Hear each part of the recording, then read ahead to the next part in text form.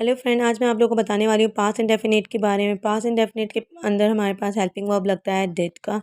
इसके अंदर second form of verb use होती है।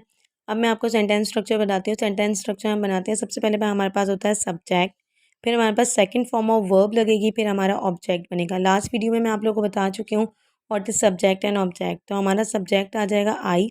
सेकंड फॉर्म ऑफ वर्ब हमने एट लिए, जो किसकी सेकंड फॉर्म है, ईट की।